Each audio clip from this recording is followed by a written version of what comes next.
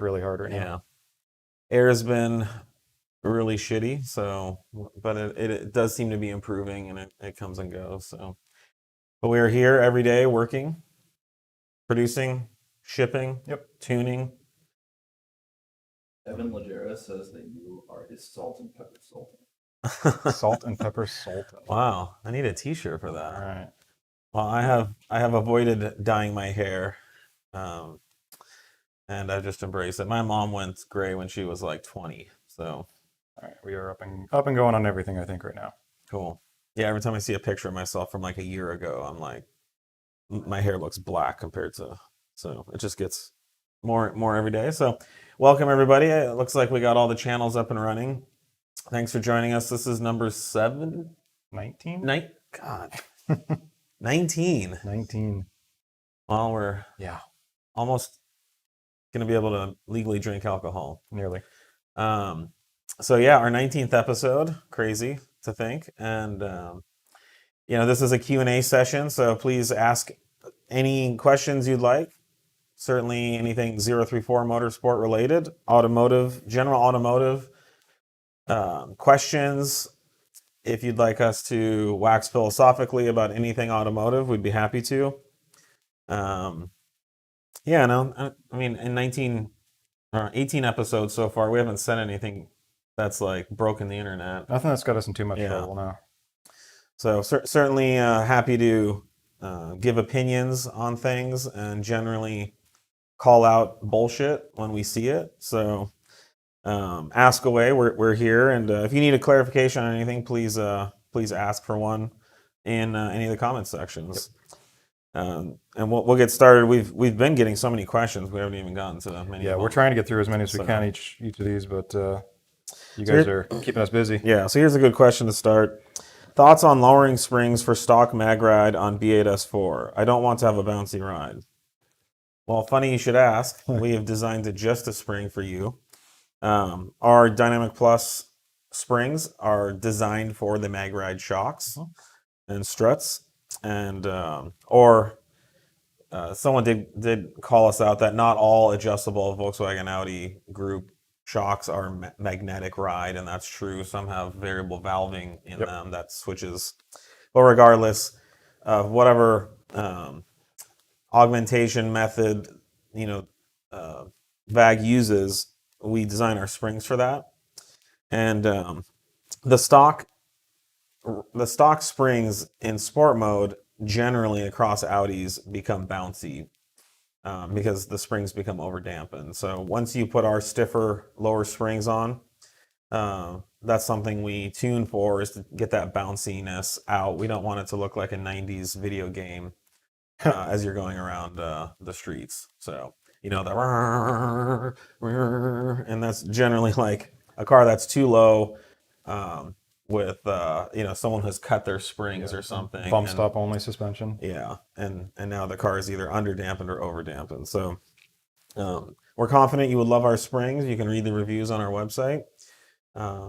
We've had that particular spring out on the market for 3-4 years at least. Yeah. So sold many of them, lots of happy customers. That's definitely the way we'd go. And we'll even go so far to say that it's going to handle as good as much more expensive coilover subs. Yeah, without the adjustable. The stock shocks are quite good in these cars. So the spring set really complements them well. Yeah. Next question is, I'm doing a stage 2 and a downpipe for my MQB car with your tune. Do you recommend new spark plugs? And if so, what brand should I go for? Should I upgrade my coil packs? Generally, we won't say that any changes from factory are required or even recommended. There are some coil options on the market. However, most of those use MQB coils. So I really don't think you need to change your coils. There's some snake oily type coils on the market where there's a little doodad on top that's supposed to give you more spark energy. I call BS on all those. There's a light on some of them though. Yeah, some of them blink. And one of the more well-known tuners in our industry is selling coils that are supposedly 10% more spark. I don't even know how anyone would verify that. So I would call BS on all that stuff. If you're not getting misfires and your car is pulling clean and hard and smooth, and there's no hesitations or, again, misfires, then you have plenty of spark. Generally, I think for our stage 2, we just recommend, well-maintained OEM plugs. Yeah, that's the And biggest that's all thing. you Is need. if you don't have issues, if you don't have a reason to switch, Yeah. you're just introducing more variables and Yeah. usually causing more problems. There's this kind of idea that if you have a hotter spark, then the fire will burn harder and you'll make more power somehow. And that's, as long as combustion is starting and that combustion propagates throughout the combustion chamber and creates the right pressure at the right time, you're going to generate the peak torque that your motor can. Can I get louder B8S4 crackles? So There are some changes coming along. It's not necessarily just to make them louder, but we're working on making it. we've switchable. done some surveying and we found out that majority, like over 70% of people, aren't interested in louder or more aggressive crackles. Crackles at all. Yeah, so we are not going to make them louder. I would say if you want them louder, make your exhaust louder. The less exhaust you have, the closer you get to the crackle. So, yeah. But we're probably gonna wrap up the whole Crackle Fest 2020 pretty soon, and what we have is what we'll have. I have a stage 2 ECU and tune for my 15 S3. Can the crackles be on all the time and louder? Put it in sport mode.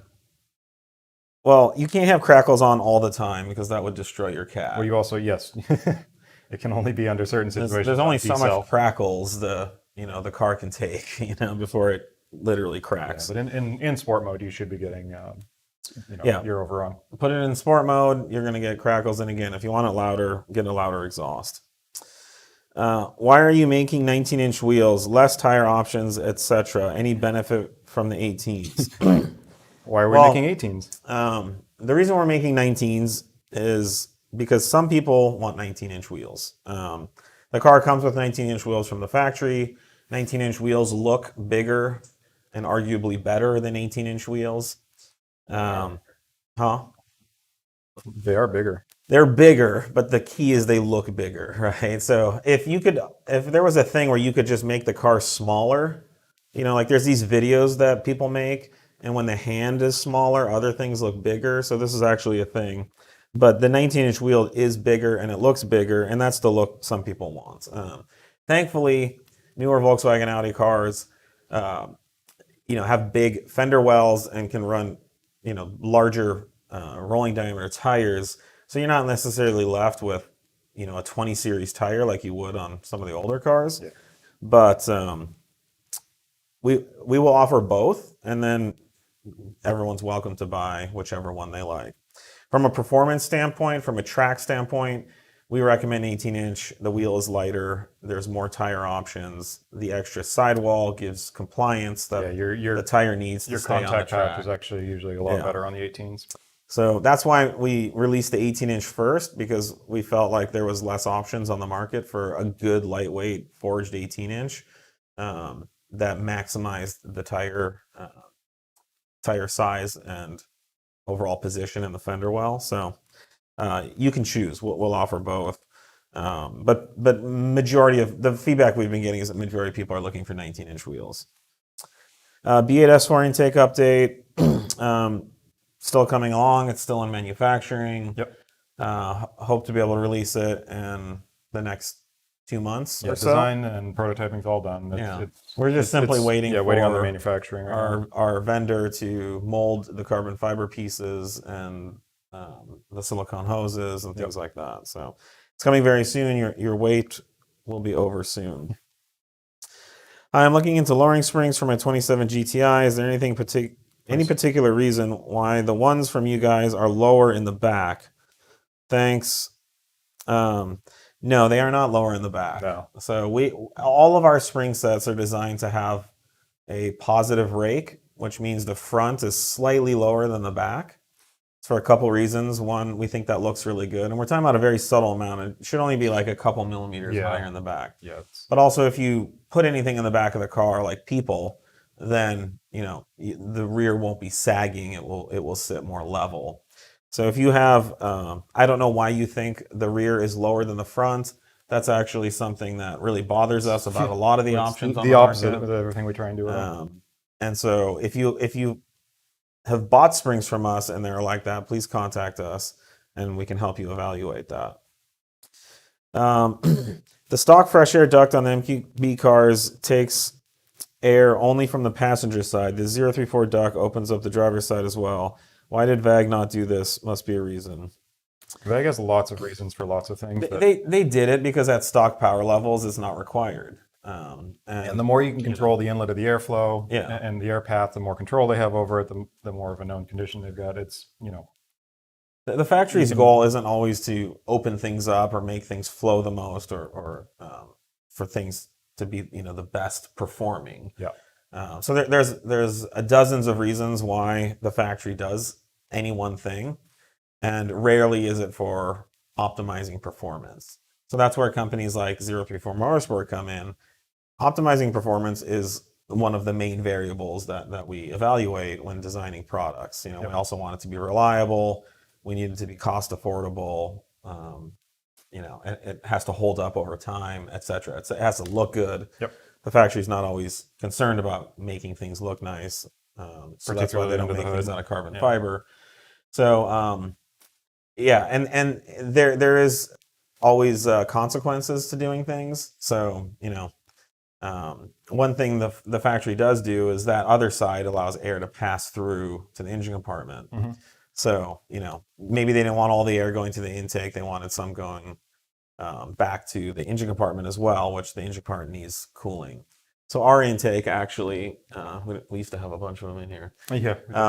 Ours is still open on the one side, so air can still go through to the engine compartment, but it's also open to the whole front, which allows more flow. And frankly, like you guys on stage 2 tuning, you're almost double stock output. That additional airflow is beneficial. And I'm sure if the factory released a 400 horsepower 2.0T, they may have made that much more free flowing as well. Do you still offer stage 1 tuning for the B5S4? Hell yeah. Yep. It's on our website. Currently, I think you have to ship your ECU in. Yeah, we're switching around how those are getting flashed right now. Right now, you've got to ship the ECU in. We will have remote flashing available on those, and many more soon. Yeah, but if chances are, if you have a B5, it's hopefully going to have some downtime. Yeah, but it's worth it. Our tuning's really good. We a big issue with 2.7T tuning was that most tuners ran too much boost and didn't get enough power from it. So if you can make the same power at 21, 22 psi on a 2.7T and instead of running 25, then you're going to increase the longevity of your turbos. Yeah. You're going to produce less heat.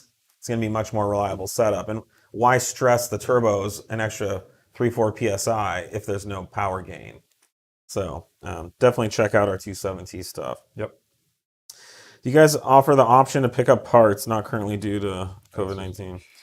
I don't think we do right now. So we do offer free shipping for all orders over $100. And just due to all the COVID stuff, we have a can't really completely let closed facility. We don't let anyone from the outside in. And it's worked. We haven't had one COVID case here yet. And knock on burly steel. And so if we had random people coming in and out of the facility, we'd have a harder time controlling it. So we apologize for any inconvenience. We will ship you the part for free, though, so you don't have to leave your home either. What do you think about the Malakas putting a VR6 in an RS3? Well, at first I questioned it. They told me directly, like about a month ago, and at first I was like, I don't get it because the Daza is such a potent platform. But I think Stav has the best logic that 6 is bigger than 5. So and you really cannot argue with that. That's solid. That's founded in science. Yeah. So apparently there's a shirt being made, and I will definitely buy one. So I think it's cool. It's it's their different. rig. Why not Play with it. I think ultimately their decision is driven by them having full control over the car and the platform, and if they're at an event, they can address the tuning themselves, and they will continue to run the Cyvex ECU on it. But what I applaud them for is they're taking full control of the project themselves, from the builds to the installation. They're modifying the harness, and from what I understand, they want to get more involved in the tuning of the car as well. So, what? There's some really powerful Dazzas out there, and arguably they did a lot of cool stuff with it. Absolutely. And We'll see our product on. it's our past fully billet VR6 intake manifold is on the car, which they found when used, which is really cool. Nice. I didn't And realize that. they asked if we could make them one. I was like, oh god, Not we will again. if you really Yeah. need one. And then they posted about it, and somebody had one, Sweet. and they bought one right away. And then they're also running a combination of our motorsport mounts. So I have a feeling we're gonna have to put together a kit for that, because We should have everything. we need. they're just I ran them on my A3 forever. And they're just far stock off the top. mounts, and they use the transmission from one and the motor from the other. Yep.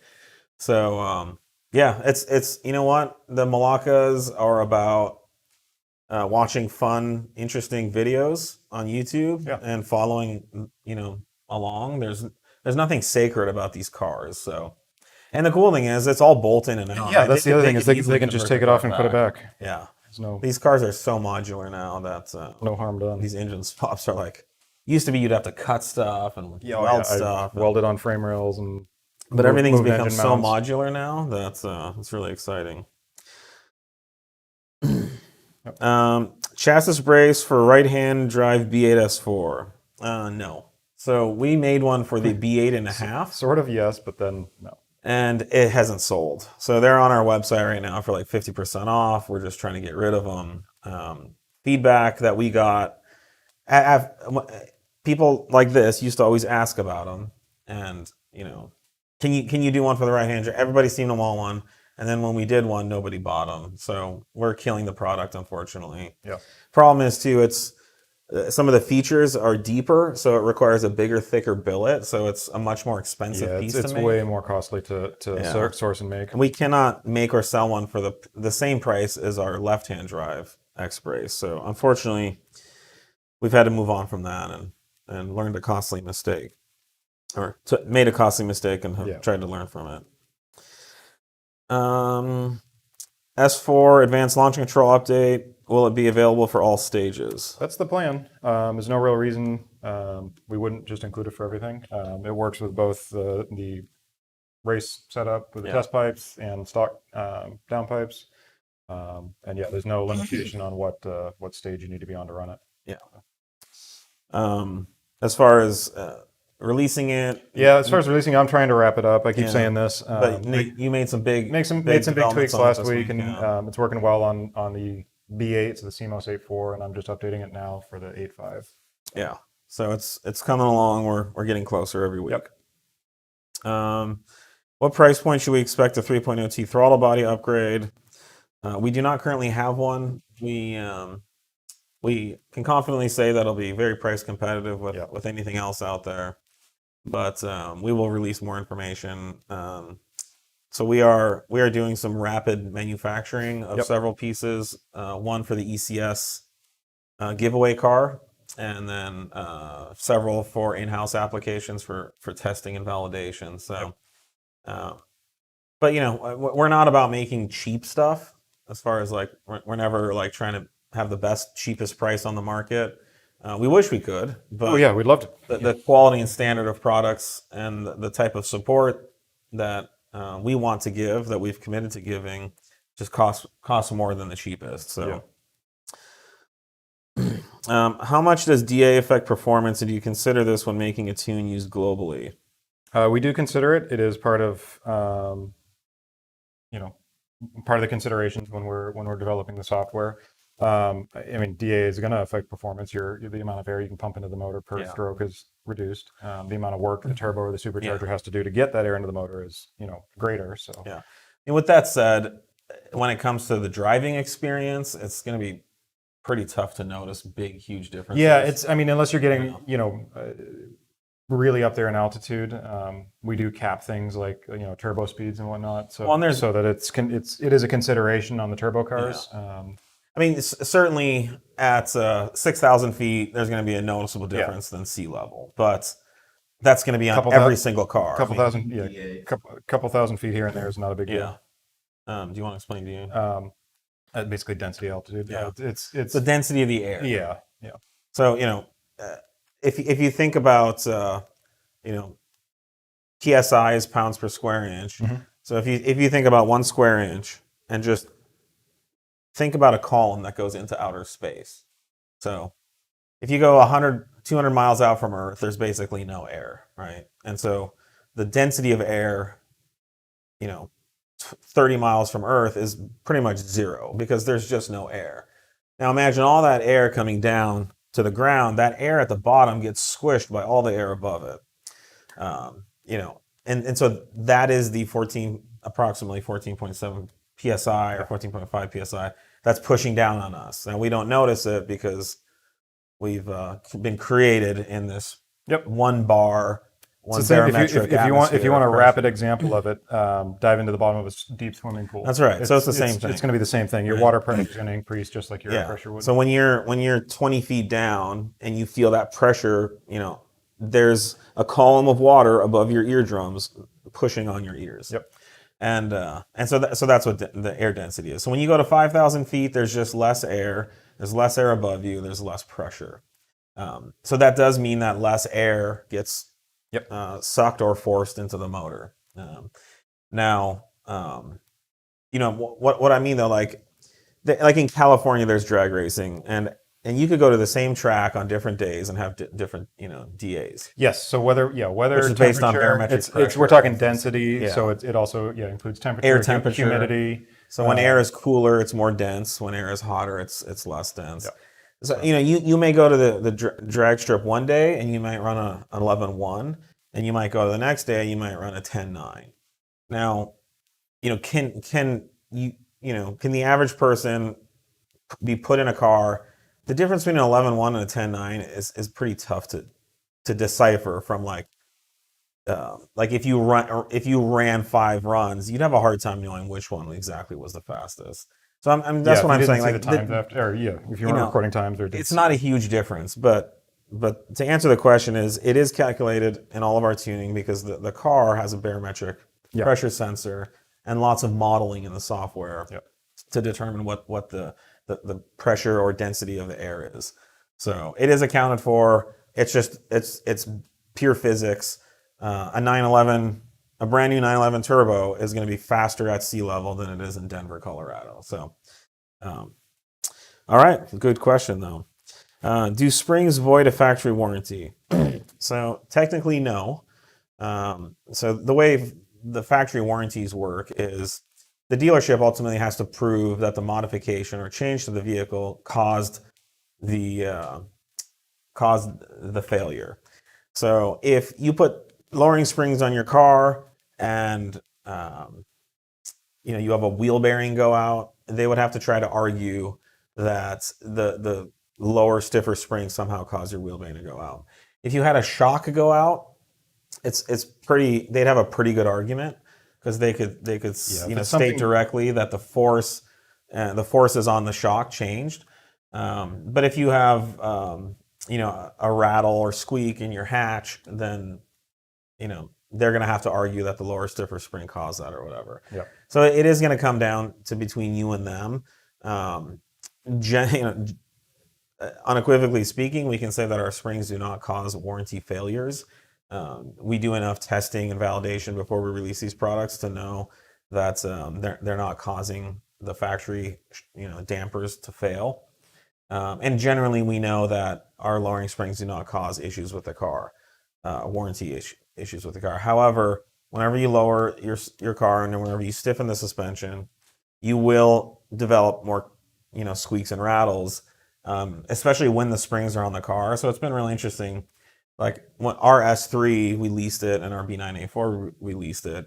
And I definitely noticed more squeaks and rattles in the cars when they were fully modified. They weren't bad. There wasn't a lot, but they went from like nothing to just a little bit here and there. Yeah, it's tough to know because we don't have a sample set of a completely unmodified car either, though. Because our No, but we did because when we would convert them back to stock to return them back to the Audi dealership, and I would drive them back, and so they would go right back to being this cushy, quiet as far as car. that level Yeah. of damping, yeah. So sorry, the the additional squeaks and rattles weren't permanent, but they're simply the result of having more forces acting on the car. So even like a stock R8 has more squeaks and rattles than an A4, just because it's a lower, stiffer car. I think you see it a little bit more too with some of the RS cars, as the factory stiffens things up a little bit. So, but as far as the warranty goes, so many people, almost every enthusiast, they put suspensions on their cars, and it should not void the warranty unless there's an absolute reason. Yeah. Will we make a Pikes Peak car for next year? There are a few VWs and Audis this year. We do not currently have any plans. Something we'd love to do. Yeah, it's a fun. Fun. It's a grueling race, but it's one of a kind. Yeah, it's a very challenging race, but just like many very challenging things, it's amazing. However, we have a certain amount of resources, so if you guys want, the new improved launch control, if we go to Pikes Peak, then that kind of stuff's not going to get done. So we used to do a lot more racing in motorsport. Specifically, Nate and I did lots of it, and we learned a lot from it. And then we had kids and families, and our cars got seat massagers and things like that. And so we could go out and do some of that stuff. We don't need to. We have a rich resume of motorsport experience. So right now our goal is to really take that knowledge, everything we learned, and apply it to the products that you guys can buy and use. And the more that we are here working, doing our day-to-day jobs, the less we're out racing and doing that kind of stuff, the more effective products we can release and more quickly. So that's our goal. I'd love to get to a point where we could have a dedicated team of people that go out and do motorsports, which does really help us from a marketing. I mean, that's essentially how we had to do it when we were doing it. We had a tech full time that was essentially doing that, Right. And people here were tasked with those So- event preps because there's a lot that goes into those events. Just the logistics of getting. We haven't quite figured out how to Vehicles out balance, releasing, innovative world-class products Yeah. and going out and doing all that stuff as well. Yeah, So for the time being, we don't have plans. One's going to get impacted heavily by the other. Yeah. But, we are committed to continuing to release and bring amazing products to market.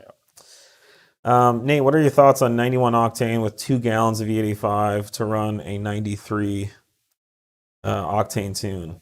I would say why not just run the E40 tune? If you've already got access to E85 and you're switching maps to run the 93 octane file, I would really look into just going the E40 route. It's going to have all the options to it. Yeah, that's a good point. I don't know what car, what application this is for. I'm thinking B8S4. But yeah, if this is the case and we don't have an E40 file or an E file for it, the implications would be just log it, make sure you're running well. If you got any questions, you can send the logs. So it sounds like they've already done it. It sounds like you So yeah. There's if you want to run some logs, it's not something. I'll state officially. Our legal panel of experts does not recommend doing it. There you go. And these products are not designed for doing that. However, you're welcome to experiment. If it's your car, the data you're looking at looks good. I would have no problem doing it. Yeah. Okay. Who can I email for assistance on placing an order? Is there a sales team that can help answer questions? There is, and they're ready and willing to help you. Salespeople are standing by, and only for a limited time. Yeah. Via email. No, seriously though, they're here like 40 hours, 50 hours a week. Yeah, here or at home, but they're rattling off emails. Just email contact@034motorsport.com. Contact@034motorsport.com is our standard catch-all retail sales and customer inquiry, and that will send you into our customer service ticketing system, in which case your email will be identified as a sales lead and someone will follow up with you. I think we're currently in about a 2-day lead time on responses. So And then, keep in mind too, we have many dealers that also sell our products. So, something to keep in mind. Do you have a phone number to call? No, we do not. So, back in April, due to coronavirus, we I mean, that's kind of what instigated it all, but it was coming anyway. Well, we stopped taking retail sales lead phone calls and tech support calls. It's not because of coronavirus, because we know we can't get coronavirus from you over the phone. What has happened though is, there's lots of theories on why this is, but our business has almost doubled since last year, since coronavirus started. We're not the only ones. The industry as a whole is seeing an incredible surge of business. So we are not able to double our staff resources and our systems capabilities as quickly as we'd like. So we shut off the phones so that we could deal with customers' emails and questions and requests through our email ticketing system, which is a much faster and more efficient way to handle these types of inquiries. A phone call could take 5 minutes, but an email could be, 18 seconds. So since turning off the phone, the phone lines, we've been able to catch up and better serve customers during this time. I always prided ourselves as being a company where people could call and talk to a real person. Yeah. It's possible we'll get back to that, but we just have to find a way to be able to do it all, because to offer that type of personalized service, it comes at a cost to all the other people who called, left a message, and didn't get a call back. Well, weren't able to get through. We're offering personalized service. We're answering to every email. It's just through email. It's through email, and it's people struggle with this, but it's by far a better medium for tech support and problem resolution, sales. Every detail is captured, every word, every sentence you can go back and look at. There's a record of it. You don't get to hear a nice sultry voice on the other end, but I mean, yeah, it's kind of like when you're on Instagram or Snapchat or TikTok, and you're trying to pick up some girl, and you tell her to DM you. I mean, that's basically, we're just saying DM us, guys. It's easier and quicker. email us. Yeah, don't DM us. But it's that type of philosophy, or that theory is use the written communication. Because I mean, when's the last time someone on Snapchat was like, "Hey, girl, give me a call"? Or even like what we're doing now. Like, imagine if we had to take a phone call for each one of these questions. It would be. There's no way we could get to as many as we do. So it's tough whenever you tell your customers, "Sorry, you can't call us. We're not going to talk to you." It comes across as potentially a negative. It does come across negative. It's not a message we're looking forward to giving you guys, but at the end of the day, we're responsible for serving every customer that needs it as quickly and efficiently as possible. And the only way we can do that right now is through our email ticketing system. So thank you guys for so many customers are understanding of this and have been very gracious. We've actually had very few complaints. So do we have a dealer in Philly, New Jersey area? We do. We have a dealer map on our website. Yeah, check out our dealer map. It's at the bottom of our homepage. If you scroll down the bottom, click on dealer map. Yep. And you can see everything. I was just checking to make sure it's still working. It's there. We've got a handful of dealers in New Jersey, Philadelphia, and New York area. Yeah, so. There's a lot of shops out there. Yeah. Who can I email for tuning assistance questions? Tuning at. As always, tuning at 034motorsport.com. Labor Day sale, I need a flywheel. Well, good news is we have flywheels, and they should be in stock. Check our website. Due to how busy we are and how much business we're doing, we are not likely having any sales anytime soon, because the last thing we need is even more business with less money coming in. So, as long as we're at this level of business, we're doing everything we can to keep up with it. And, I think very, very likely there will be a sale in the future that many of you can probably guess when it would be. But we currently have no plans for any other sales other than that one sale. Yeah. How's the ride quality on dynamic lowering springs for the S3? It's quite good. So I would argue, I don't know what market you're Yeah. emailing from, but I would say U.S. in particular, it's far better than stock.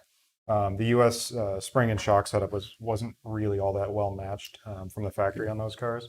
and it depends. Are you talking about NVH or harshness, or are you talking about ride control and quality? Right. We have very good roads here in California, even though Californians love to complain about how terrible they are. When you go out east, you see like really bad roads, Oh yeah. thanks to I- all the snow. I'm and from Maine. I've freezing. caught air on Yeah. the freeway before, and But we have great roads out here. I would 100% prefer an S3 or frankly any Audi with R springs on it than the stock ones, just because the stock ones are pillowy, cushy. Um, I won't say sloppy because no Audi comes from the factory sloppy, not like a lot of cars do. But it's a comfort. It's a ride designed for comfort, not driving and controlling the car. And so once you put our springs on it, the ride is not harsh. It's not crashy. Your car's not going to fall apart or rattle apart. When I was like 20, I had a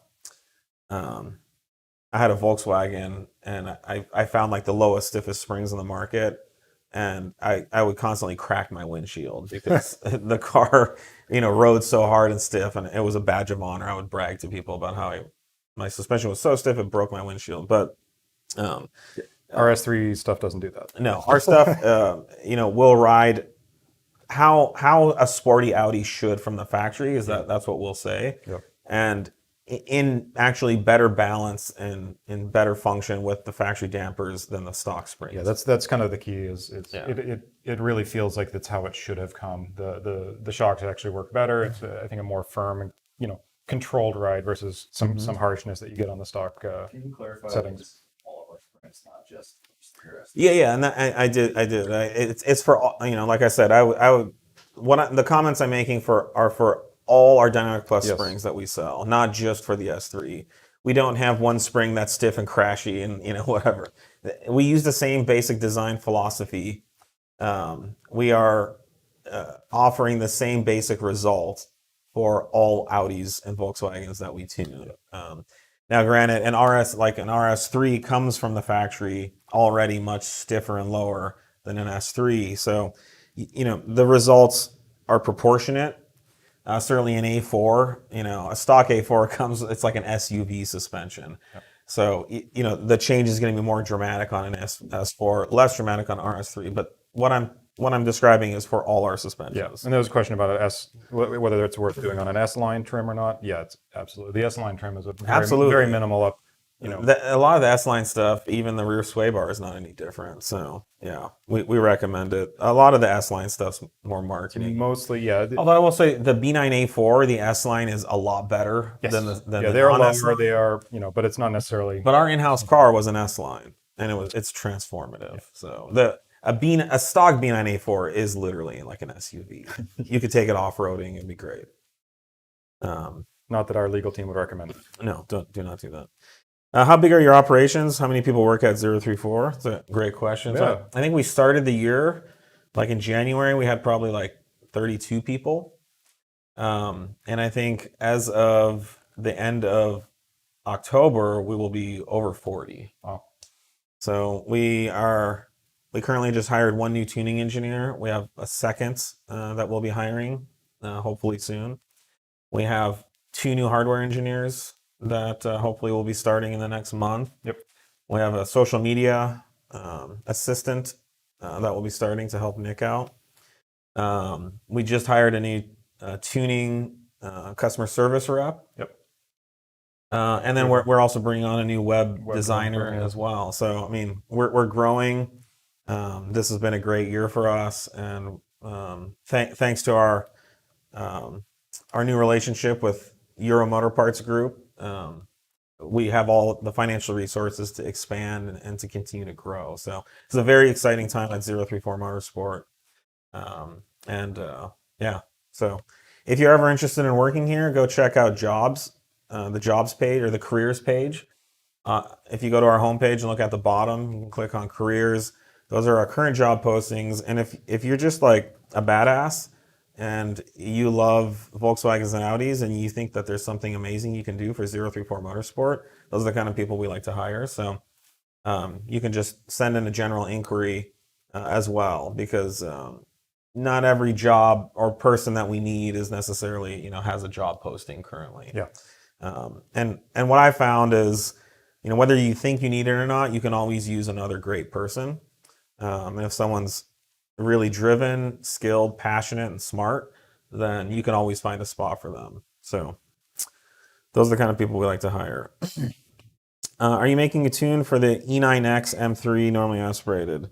Possibly. So this is we have a whole developing BMW product program. Our goal for 2021 is to move more into BMWs than we have. So that's part of the reason we're expanding our tuning department and our engineering department, is to be able to take on the additional product developments for BMW. So stay tuned. Don't ask us on a release date. Yeah, we're not going to be able to. Or we're gonna have to tell you to watch TikToks. Let's see. Okay, so there's the water meth injection is something that we've talked about a lot. You really need to do a segment on that. If you want to go back, I'm pretty sure we talked about it last week. Talked about it. Yeah. I've talked about it just generally speaking. But here's my position on water meth. I've been messing with it for 15 years. I remember in the early 2000s, people, in some of the forum, before forums, some email lists, we would talk about how in World War II they used water meth in the fighter planes to help run more boost in on these supercharged, massive like rotary engines, 2,000 horsepower fighter plane engines. And so water meth is not a new thing. It's been being used for a long time. It's not the magic pill that a lot of people make it out to be. When water vapor goes into a combustion chamber and it's converted from water to steam, that uses energy and that absorbs heat. So if you have a hot intake charge, you can convert some of that heat into steam and potentially reduce the heat or steam, or make the air slightly more dense because you've taken some of the heat out of it. However, it's a pretty minimal effect, and I have never seen anything to suggest that it's like going from 91 to 100 octane by just simply injecting water. Right. Now, when you add methanol to it, methanol does the same thing where it takes energy to convert it, but however, methanol also burns and it has a high octane. Yeah. So by injecting methanol, you're just increasing the octane of the fuel going into your motor. So that has a clear benefit, but it's not necessarily all due to the heat effect. Yep. And then there's one other thing that I'll add is that by spraying water and methanol on your air temp sensor, which is inside your intake manifold, the air temp sensor will automatically cool and send a cooler temperature to the factory ECU. That means that the factory ECU will then advance the timing because it's being told that air has cooled down inside the motor. The air isn't necessarily as cool as it's suggesting. And the example I use is if you have a buddy that spritzes you on a hot day with water, it's still 105 degrees outside, but you feel a little bit cooler because of the evaporative effect off your skin. And now some of the heat in your body has been used to convert water into steam, and so that heat has left your skin. So there is something to say, but a lot of the benefit is a red herring from the factory ECU just simply throwing more timing at the tune. My biggest consideration with a lot of the water meth kits or implementations is from a tuning standpoint is they are very poorly controlled compared to the OEM systems. So your amount of distribution through the engine, cylinder to cylinder, and at given load levels and RPMs, it could all just end up in 3 cylinders. Yeah, it's all over the place on every motor I've ever seen, and the rate and the way that the water is injected is usually pretty crude. So it's not as finely analyzed. We always say if you want to run it, we much prefer it's just a supplement to a normal, the octane you're already running. versus relying on it to run a higher octane tune or a specific file, just because you really got to stay on top of those systems. They are not the most reliable out there. What I like, what I've done before is set up a water injection system and spray it onto your intercooler. We have done that before. Yeah, and that actually helps cool the water, hits the intercooler, heat from the intercooler goes into the water and it basically evaporates. It throws a chunk of thermal mass at the intercooler. And that's right. Pulls the heat out. Yeah, so if you have a hot pan and you throw a bunch of water on it, what happens? The temperature of the pan goes down greatly as the pan converts its heat energy into steam. So I think that's a good idea. A big issue I have with water method, and like Nate said, is how it's implemented is, what if you're driving and you have a tune for it and then your bottle empties out? And a lot of the systems I know warn you and things like that, but I don't want to have to maintain that. It's annoying enough to have to keep gas in the tank, at all times. So anyways, that's our position. We do offer a 2.7T kit. And we have the kits. I mean, A B8 kit would have to be port injected. I think JHM has something that they did for it. I mean, there's a couple of. that's a better way to do it, is to inject it into the port. The thing with that is, though, it's after the air temp sensor, so you don't get the false intake temp drop, but it does help the charge. So it's when we've isolated the water meth from all the water temp stuff, we've seen very little power gains. It's water meth. Usually we have to. I remember the first time we implemented it on a 2.7. We ended up putting smaller and smaller nozzles until the power peaked, and then we realized the nozzle was so small there was almost no water going into the motor. So we basically took it off, and it made the same peak power. Yeah.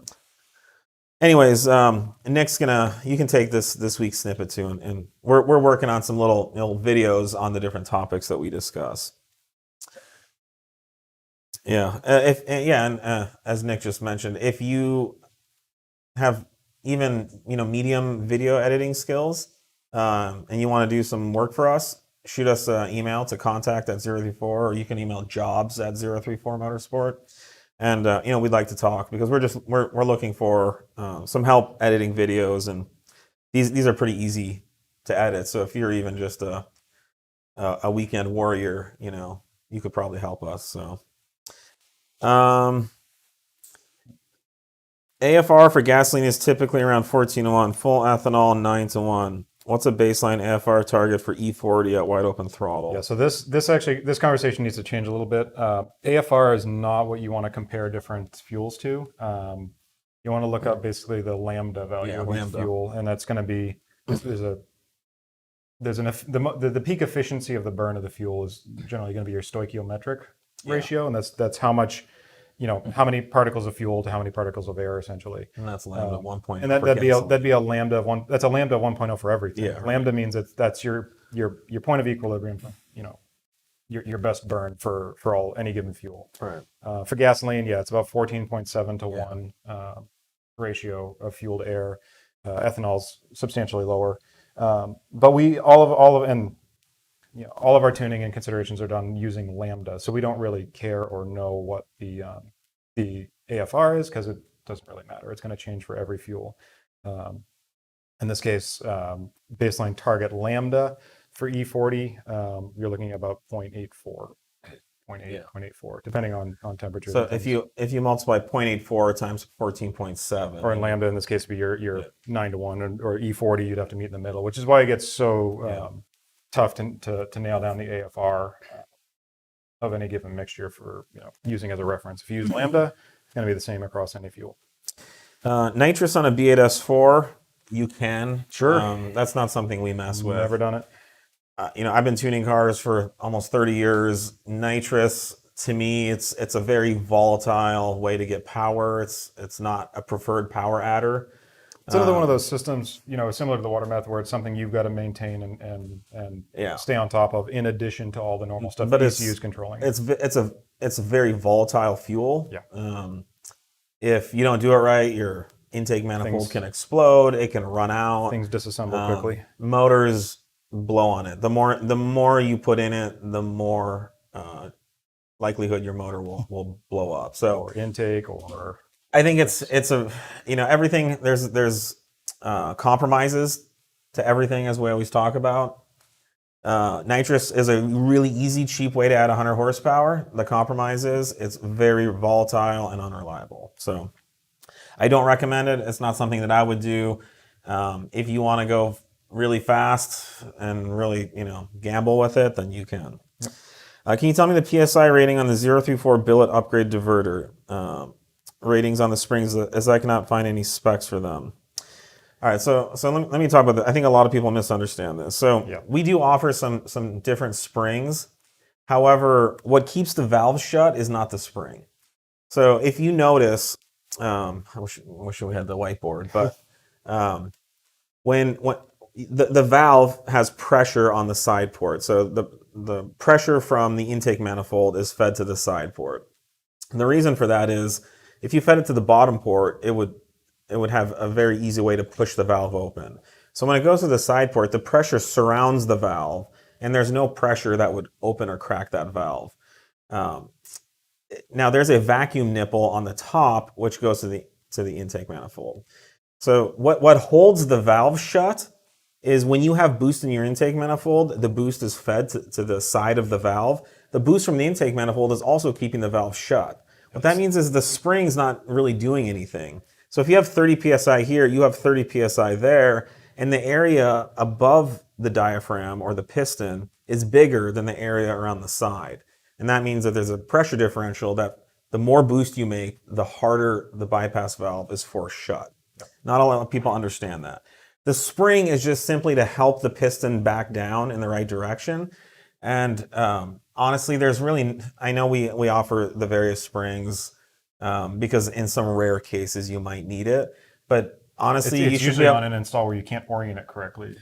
Yeah, if it's possibly. oriented with a side port, you shouldn't have a problem on Yeah, even the and lightest I mean, spring. there could be an application where there's like surges of pressure that need to shut it sooner or whatever. But honestly, in any Volkswagen or Audi, you can just install it as is and put the springs on the shelf and not have to worry about it. So, that's what I recommend. If you think for any reason that you have your valve leaking under certain conditions, mainly transition periods where the turbo is going from boost to vacuum or vice versa, then you may want to look into that. But honestly, we've never needed to use any of the other springs, so we should probably take them out of the kit because you don't really need them. Someone asked. Oh yeah. I'm Javad Shadzi. I'm the CEO and founder of 034 Motorsport, And Nate Stewart. I'm director of engineering here. Yeah, and Nate's been with the company since before I started it. So we've Basically, been working together yeah. since the 90s, basically. And, Yep. and then we went full time with 034 in 05. And I went full time in 05 and I talked to Nate, and he actually moved to California and we started working together in 05. So. What is the fastest modified Audi both of you have driven? Oh, great question. For sure, mine is our Time Attack A4.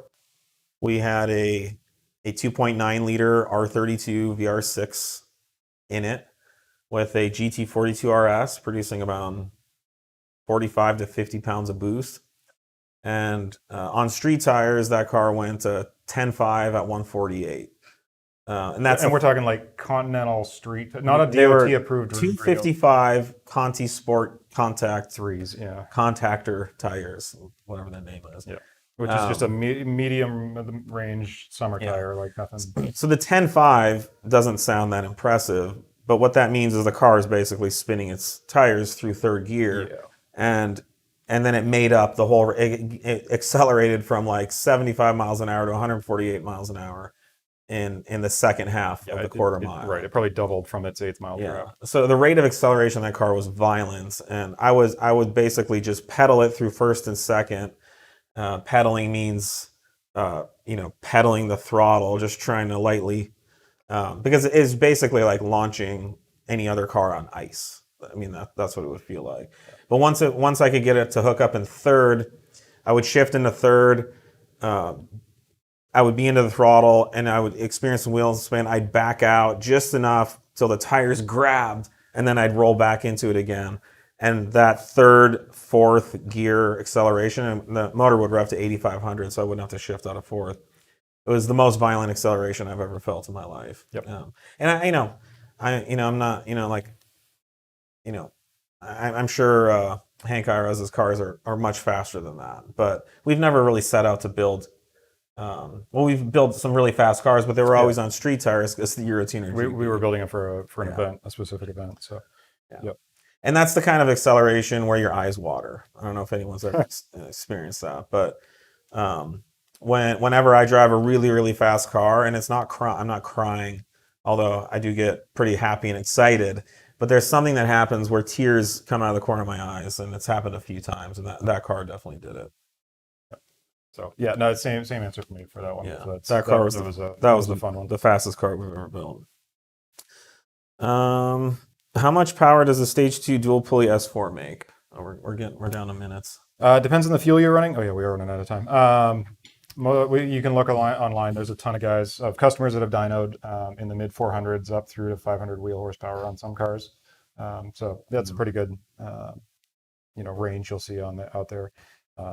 We're low to mid 400 wheel here on most of the cars we've seen. So. I have the ECU and TCU stage 1 tunes for the S3. Is there a tune for the all-wheel drive system that allows more power to be sent to the rear wheels? Well, no, because that's a Haldex, right? Yeah, we don't have any Haldex specific tuning out for any of these cars yet. So no. But can the Haldex send more than 50% of the power to the rear? If you lift a front wheel, but Yeah. in general, it's a mechanical split. There's no active or any other method to get more than 50% of the rotation. Yeah, it's not like a Torsen, which can variably send more power. So it's, I guess it should be more thought of as like more wheel speed to the back. It's always going to be locked at the same wheel speed that your front differential is spinning. Yeah. It's so on a Quattro with a Torsen, all the power is sent through the center diff, and then it's sent front or rear. Yeah.